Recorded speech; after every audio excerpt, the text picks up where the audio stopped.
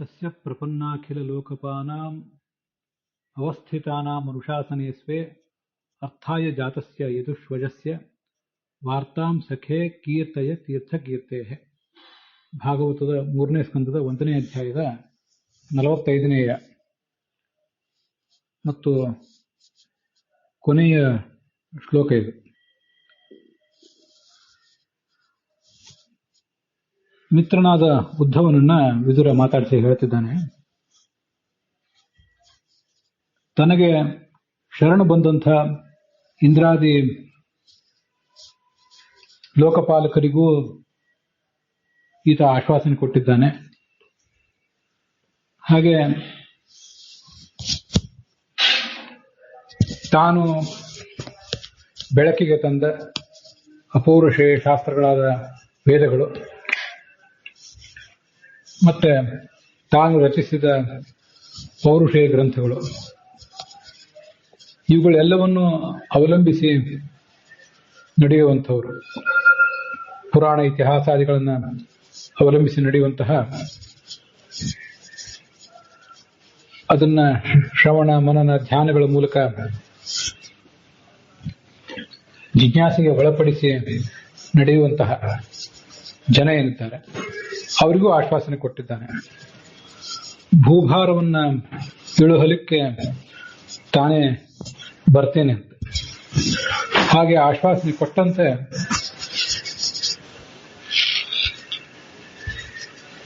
ತಾನು ಹುಟ್ಟಿ ಬಂದಿದ್ದಾನೆ, ಅವತರಿಸಿ ಬಂದಿದ್ದಾನೆ. ಮೂಲತಃ ತನಗೆ ಯಾವುದೇ ಜನನ ಇಲ್ಲ, ಆದರೂ ಅವರಿಗೆ ಕೊಟ್ಟ ಆಶ್ವಾಸನೆಯನ್ನ ನಡೆಸಬೇಕು ಅಂತ ಅವತರಿಸಿ ಬಂದಿದ್ದಾನೆ.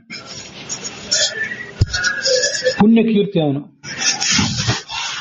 ಅವನ ಕೀರ್ತಿಯನ್ನು ಒಂದಿಷ್ಟು ನಾವು ಶ್ರವಣ ಮಾಡಿದ್ರು ನಮ್ಮೆಲ್ಲ ಪಾಪಗಳು ಪರಿಹಾರ ಕಾಣ್ತವೆ. ಜೀವ ಸ್ವರೂಪ, ಮನಸ್ಸು, ಮೈ ಎಲ್ಲವೂ ಪವಿತ್ರ ಆಗ್ತವೆ. ಅವನ ವಾರ್ತೆಯನ್ನು ಒಂದಿಷ್ಟನ್ನ ನನಗೆ ಬಿತ್ತರಿಸಿ ಹೇಳು ಅಂತ ಕೇಳ್ತಿದ್ದಾನೆ. ಶ್ಲೋಕದಲ್ಲಿ ವಿಶೇಷ ಸಂಗತಿ ಏನೂ ಇಲ್ಲ, ವ್ಯಾಖ್ಯಾನದಲ್ಲಿ ನೋಡ್ಬೇಕಾದ್ರೆ ವಿಶೇಷ ಸಂಗತಿ ಏನೂ ಇಲ್ಲ. ಆದ್ರೆ ಅವನ ವಾರ್ತೆಯನ್ನು ಹೇಳುವಂತ ಏನು ಕೇಳ್ತಿದ್ದಾನಲ್ಲ, ಅದೇ ಬಹಳ ಅದ್ಭುತವಾಗಿ ಕಾಣಿಸ್ತದೆ ನನಗೆ. ಅದನ್ನೇ ಈಗ ಮುಂದೆ ಹೇಳುವನಿದ್ದೇನೆ.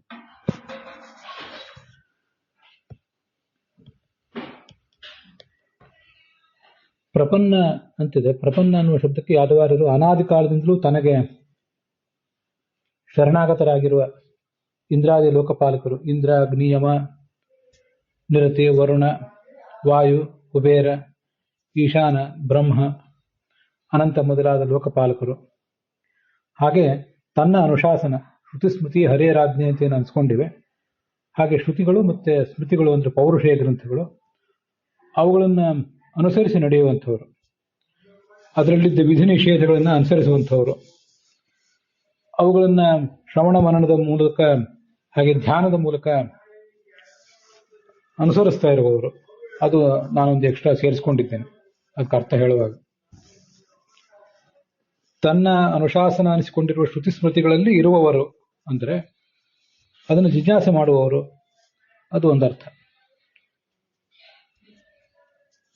ಇಂಥ ಆ ಭಗವಂತ ಏನಿದ್ದಾನೆ ಅವನು ತೀರ್ಥಕೀರ್ತಿ, ತೀರ್ಥವತ್ ಪುಣ್ಯಕರ ಕೀರ್ತೆಯೇ. ಗಂಗಾ ಮೊದಲಾದ ತೀರ್ಥಗಳು ಹೇಗೆ ನಮಗೆ ಪುಣ್ಯಕರವ, ಹಾಗೆ ಇವನ ಕೀರ್ತಿಯೂ ಕೂಡ ಪುಣ್ಯಕರವಾದದ್ದು. ಅಂಥ ಕೀರ್ತಿಯುಳ್ಳಂತಹ ಭಗವಂತನ ವಾರ್ತೆಯೊಂದಿಷ್ಟನ್ನು ನನಗೆ ತಿಳಿಸುವಂತ ಕೇಳ್ತಿದ್ದಾನೆ. ತೀರ್ಥ ಕೀರ್ತಿ ಅಂದ್ರೆ ಸಂಸಾರ ತಾರಿಣಿ ಕೀರ್ತಿ, ಭಕ್ತಜನದ ಸಂಸಾರವನ್ನ ದಾಟಿಸುವ ಕೀರ್ತಿ ಅಂತ ಹೀಗೆ ಅದಕ್ಕೆ ಶ್ರೀಧರರು ಅರ್ಥ ಮಾಡಿದ್ದಾರೆ. ಮಹಾಭಾರತದಲ್ಲಿ ಒಂದು ಶ್ಲೋಕ ಇದೆ, ದ್ವಿಧಂ ತೀರ್ಥಮಿತ್ಯಾಹು ಸ್ಥಾವರಂ ಜಂಗಮಂ ತಥಾ ಅಂತ. ಸ್ಥಾವರ ಮತ್ತು ಜಂಗಮ ಅಂತ 2 ಥರದ ತೀರ್ಥಗಳಿವೆ ಅಂತ. ಅದರಲ್ಲಿ ಈ ಸ್ಥಾವರ ತೀರ್ಥ ಅನ್ನೋದೇ ಬಹಳ ಶ್ರೇಷ್ಠ ಅಂತ ವರ್ಣನೆ ಮಾಡ್ತಾರೆ.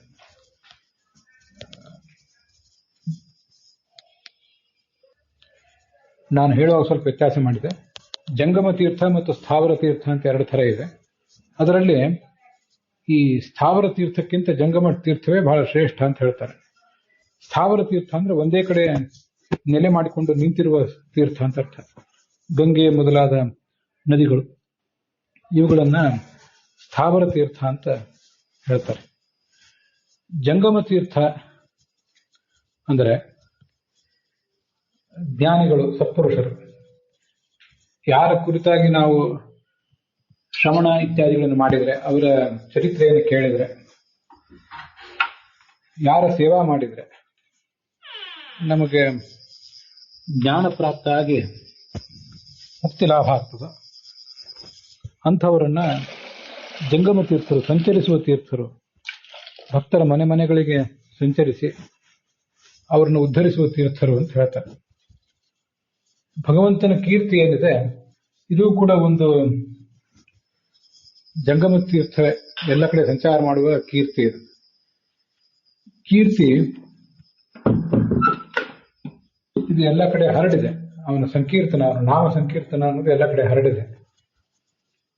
ಆ ಕೀರ್ತಿಯನ್ನು ಒಂದಿಷ್ಟು ನಾವು ಶ್ರವಣ ಮಾಡಿದರೆ ಮೊದಲು ಅದರಿಂದ ಜ್ಞಾನ ಲಾಭ ಆಗ್ತದೆ. ಜ್ಞಾನ ಲಾಭ ಆಗಿ ಸಾಧಕ ಮುಕ್ತನಾಗ್ತಾನೆ. ಇದು ಅಲ್ಲಿ ಬಂದಿರುವಂತಹ ವಿಚಾರ. ಅವನ ವಾರ್ತೆಯನ್ನು ಹೇಳು ಅಂತ ಹೇಳಿದಾರಲ್ಲ, ನನಗೆ ವಾರ್ತೆ ಅಂದ ಕೂಡಲೇ ಮಹಾಭಾರತದ ವನಪರ್ವದ ಯಕ್ಷಪ್ರಶ್ನದ ಭೂತಾನಿ ಕಾಲ ಪಚತೀತಿ ವಾರ್ತಾ ಅನ್ನುವ ಮಾತೇ ನೆನಪಿಗೆ ಬರ್ತದೆ. ಒಂದು ಅದ್ಭುತವಾದ ವಾರ್ತೆಯನ್ನ ಹೇಳು ಅಂತ ಯಕ್ಷ ಯುಧಿಷ್ಠಿರನನ್ನು ಕೇಳ್ತಾನೆ.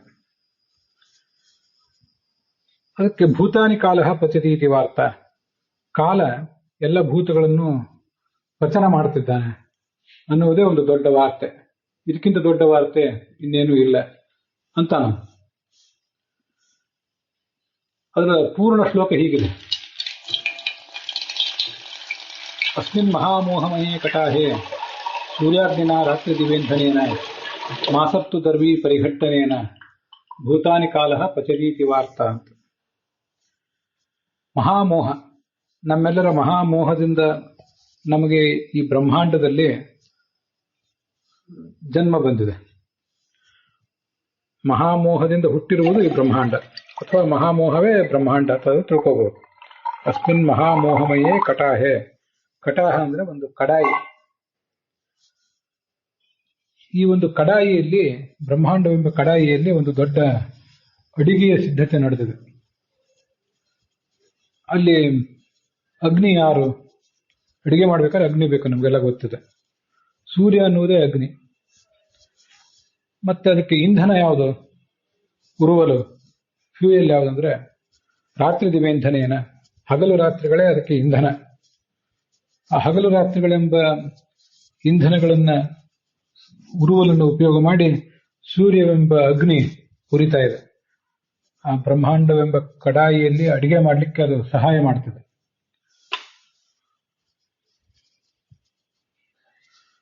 ಮಾಸರ್ತು ದರ್ವಿ ಪರಿಘಟ್ಟನೇನ, ಅಡಿಗೆ ನಡೆದಾಗ ಅಲ್ಲಿ ಒಳಗಿರುವಂತಹ ಆ ಕಡಾಯಿಯಲ್ಲಿ, ಪಾತ್ರೆಯಲ್ಲಿರುವಂತಹ ಅಡಿಗೆಯನ್ನ, ಪದಾರ್ಥವನ್ನ ಮೇಲಿನ ಮೇಲೆ ತಿರುಗುತ್ತಾ ಇರಬೇಕು. ಇಲ್ಲಿ ಹೇಳಿದ್ರೆ ಆ ಪದಾರ್ಥ ತಳ ಹೊತ್ತೆ ರುಚಿ ಕಳ್ಕೋತದೆ. ಇಲ್ಲಿ ಈ ಬ್ರಹ್ಮಾಂಡವೆಂಬ ಕಡಾಯಿಯಲ್ಲಿ ಇರುವಂತಹ ಪದಾರ್ಥವನ್ನ ತಿರುಗಲಿಕ್ಕೆ ಒಂದು ಸೌಟು ಬೇಕು. ದರ್ವಿ, ಮರದ ಒಂದು ಸೌಟು. ಮರದ್ದಾದ್ರೂ ಆಗಬಹುದು, ಕಬ್ಬಿಣದ್ದಾದ್ರೂ ಆಗಬಹುದು. ಇಲ್ಲಿ ದರ್ವಿ ಅಂದ್ರೆ ಮರದಿಂದ ಹುಟ್ಟಿದ ಒಂದು ಸೌಟು ಅಂತ ಸಾಮಾನ್ಯವಾಗಿ ಹೇಳಿದ್ದಾರೆ.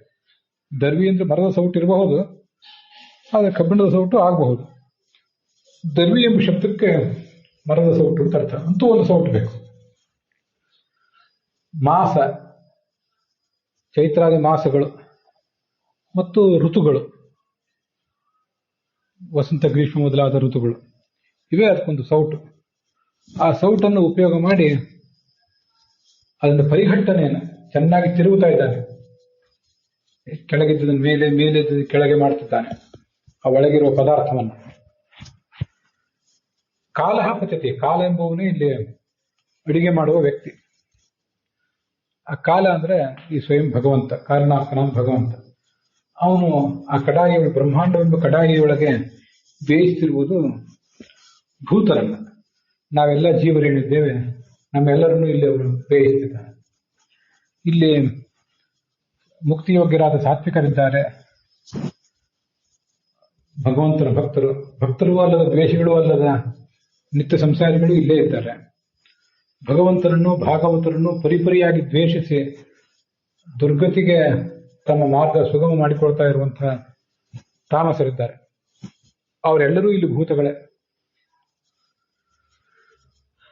ಅವರನ್ನ ಈ ಜಲಚರ, ಮತ್ಸ್ಯ ಮೊದಲಾದವರು, ಆಕಾಶಚರ, ಪಕ್ಷಿ, ಪ್ರಾಣಿ, ಮನುಷ್ಯ, ದೇವ, ಋಷಿ, ಪಿತೃ, ನರ, ಅಸುರ, ಪಿಶಾಚ, ಗುಷ್ಯಕ ಮೊದಲಾದ ನಾನಾ ಯೋನಿಗಳಲ್ಲಿ ಅವರನ್ನು ಹುಟ್ಟಿಸಿ ಅವರನ್ನ ಬೇಯಿಸ್ತಾ ಇದ್ದಾನೆ. ಅವ್ರಿಗೊಂದು ಪಕ್ವತೆಯನ್ನು ತಂದುಕೊಡ್ತಿದ್ದಾನೆ. ಆ ಕಾಲನಾಮಕನಾದ ಭಗವಂತ ಎಂಬ ಅಡಿಗೆಯನ್ನು ಇಲ್ಲಿ ಅವರನ್ನು ಬೇಯಿಸುವುದು ಅಂದ್ರೆ ಬೇರೆ ಏನೂ ಅಲ್ಲ. ಉತ್ಪತ್ತಿ ಸ್ಥಿತಿ ಸಂಹಾರಾಹ ನಿಯತ ಜ್ಞಾನಮಾವೃತಿ ಬಂಧ ಮೋಕ್ಷೌಚ ಪುರುಷಾದ್ ಯಸ್ಮಾತ್ ಹರಿರೇಕರಾಟ್. ಎಲ್ಲರನ್ನು ಹುಟ್ಟಿಸುವುದು, ಅವರನ್ನು ಪಾಲಿಸುವುದು, ನಾಶಪಡಿಸುವುದು, ಅವರನ್ನ ನಿಯತಿ ತನ್ನ ನಿಯಮನಕ್ಕೆ ಆಡಳಿತಕ್ಕೆ ಒಳಪಡಿಸಿಕೊಳ್ಳುವುದು, ಜ್ಞಾನ ಕೊಡುವುದು ಅವರಿಗೆ, ಆವೃತ್ತಿ ಅಜ್ಞಾನದಿಂದ ಅವರನ್ನ ಕವಿಸುವುದು, ಬಂಧ ಸಂಸಾರದಲ್ಲಿ ಅವರನ್ನು ಬಂಧಿಸಿ ಇಡುವುದು, ಮೋಕ್ಷ ಕೊನೆಯದು 8ನೇದಾಗಿ ಮೋಕ್ಷ. ಈ 8 ಕೊಡುವುದು ಭಗವಂತನ ಲಕ್ಷಣ ಅಂತ ಶಾಸ್ತ್ರ ಹೇಳ್ತದೆ. ಅದನ್ನೇ ಭಗವಂತ ಜನ್ಮಾದ್ಯಸೇತಃ ಅಂತ, ಭಗವಂತನ ಲಕ್ಷಣ ಇದು ಅಂತ ಶಾಸ್ತ್ರದಲ್ಲಿ ವರ್ಣನೆ ಮಾಡಿದ್ದಾರೆ.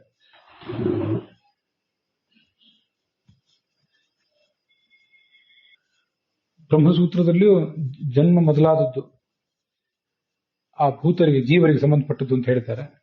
ಜನ್ಮಾದ್ಯಸೇತೋನ್ವಯಾದಿತರತಶ್ಚಾರ್ಥೇಶು ಭಿಜ್ಞಸ್ವರಾಟ್ ಅನ್ನುವಲ್ಲಿ ಭಾಗವತದಲ್ಲೂ ಕೂಡ ಈ ಜಗತ್ತಿನ ಜನ್ಮಾದಿಗಳು ಇವನಿಂದಲೇ ಆಗ್ತವೆ ಅಂತ ಒಂದು ಮಹಿಮೆಯನ್ನು ವರ್ಣನೆ ಮಾಡಿದ್ದಾರೆ. ಹೀಗೆ ಜಗತ್ತಿನ ಜನ್ಮಾದಿ 8 ಅದಕ್ಕೆ ಕೊಡುವುದರ ಮೂಲಕ ಅದಕ್ಕೊಂದು ಪಕ್ವತೆಯನ್ನು ಕೊಡುತ್ತಿದ್ದಾನೆ. ಈ ಪಕ್ವತೆಯನ್ನು ಕೊಡುವುದೇ ದೊಡ್ಡ ವಾರ್ತೆ, ತುಂಬಾ ಅದ್ಭುತವಾದ ವಾರ್ತೆ ಇದು. ಧಾತ ಯಥಾಪೂರ್ವ ಕಲ್ಪಯತ್. ಅನಾದಿ ಕಾಲದಿಂದಲೂ ಭಗವಂತ ಜಗತ್ತನ್ನು ಸೃಷ್ಟಿಸ್ತಾನೆ ಇದ್ದಾನೆ, ಈಗಲೂ ಸೃಷ್ಟಿಸಿದ್ದಾನೆ, ಮುಂದೂ ಸೃಷ್ಟಿಸುವವನಿದ್ದಾನೆ ಅನಂತ ಕಾಲಕ್ಕೂ. ಎಂದೂ ಈ ಸೃಷ್ಟಿ ಅಂತನ್ನೋದು ಮುಗಿಯುವಂಥದ್ದಲ್ಲ. ಜೀವಗಣಗಳು ಅನಂತರೇ, ಕಾಲವೂ ಅನಂತವೇ. ಆದರೆ ಎಂದೂ ಭಗವಂತ ಇವರನ್ನ ಪಕ್ವ ಮಾಡುತ್ತಿದ್ದಾನೆ ಅನ್ನುವ ಸಂಗತಿ ಏನಿದೆ, ಈ ಒಂದು ಸುದ್ದಿ, ಇದೊಂದು ವಾರ್ತಾ, ಇದೆಂದೂ ಹಳಸಲಾಗಲಿಲ್ಲ. ನಿಮ್ಮಲ್ಲಿ ಯಾರೋ ಒಬ್ಬರು ಹುಟ್ಟಿದ್ರು, ಸತ್ತರು, ಬದುಕಿದ್ರು, ಅಧಿಕಾರಕ್ಕೇರಿದ್ರು, ಅಧಿಕಾರದಿಂದ ಇಳಿದ್ರು, ಇನ್ಯಾವುದ್ರಲ್ಲೂ ಗೆದ್ರು, ಯಾರೋ ಮದುವೆ ಮಾಡಿಕೊಂಡ್ರು, ಯಾರೋ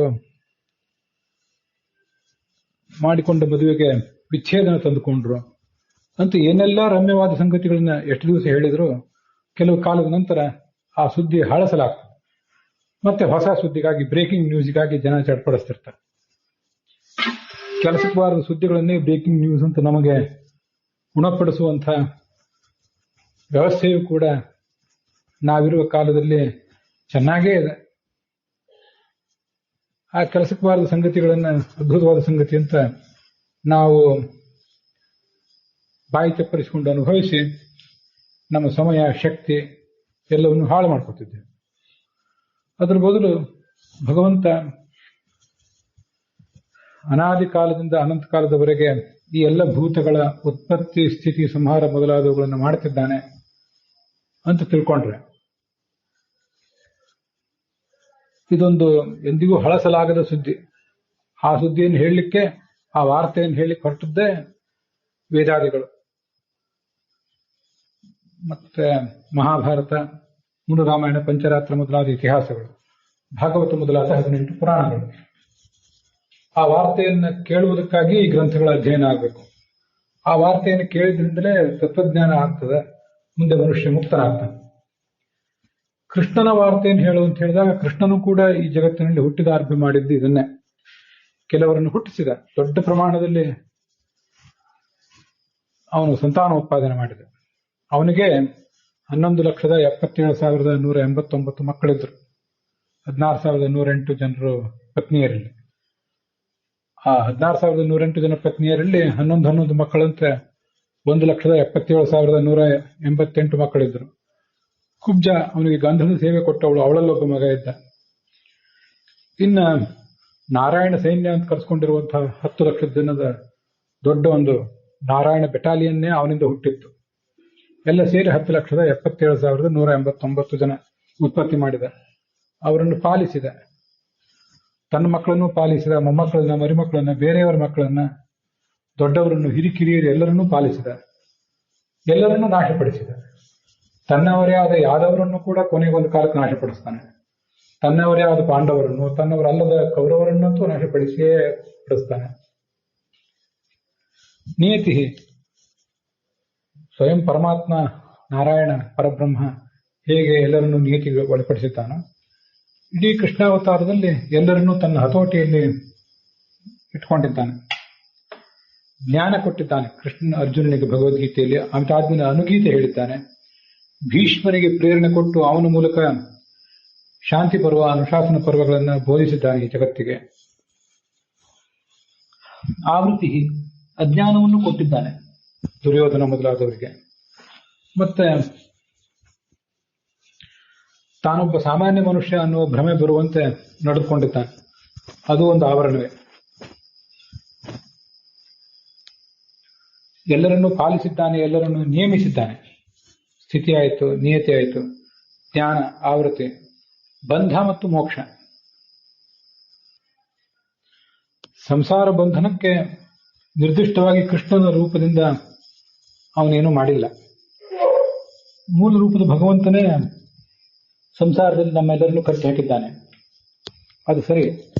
ಆದರೂ ಕೃಷ್ಣನೂ ಕೂಡ ಮೂಲ ರೂಪದಿಂದ ಅಭಿನ್ನ ಆದ್ರಿಂದ ನಮ್ಮ ಸಂಸಾರದ ಬಂಧನಕ್ಕೆ ಅವನು ಕೂಡ ಕಾರಣ ಆಗೇ ಆಗ್ತಾನೆ. ಇದಲ್ಲದೆ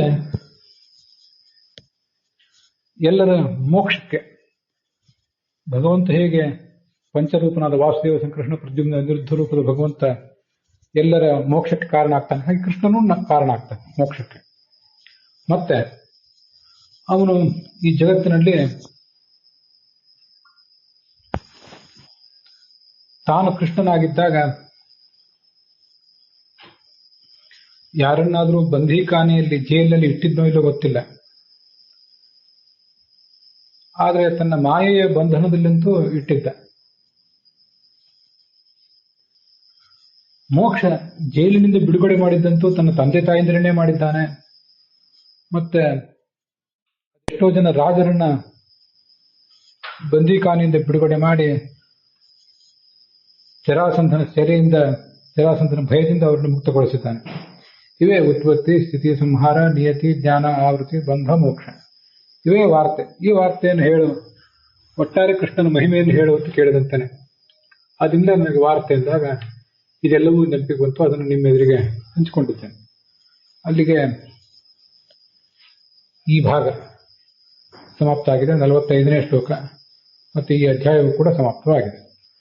ಹುಸಿಯ ನಾಡಿ ಹೊಟ್ಟೆ ಹೊರೆವ ವಿಷಯದಲ್ಲಿ ರಸಿಕನೆಂದು ಹುಸಿಗೆ ಹಾಕಿದಿರುವ ಇನ್ನು ಋಷಿಕೇಶನೇ, ಈಶನಿನ್ನ ಚರಣ ಭಜನೆ ಆಸೆಯಿಂದ ಮಾಡುವ ದೋಷ ರಾಶಿ ನಾಶ ಮಾಡು ಶ್ರೀಕೇಶವ. ಶ್ರೀಕೃಷ್ಣಾರ್ಪಣ ವಸ್ತು.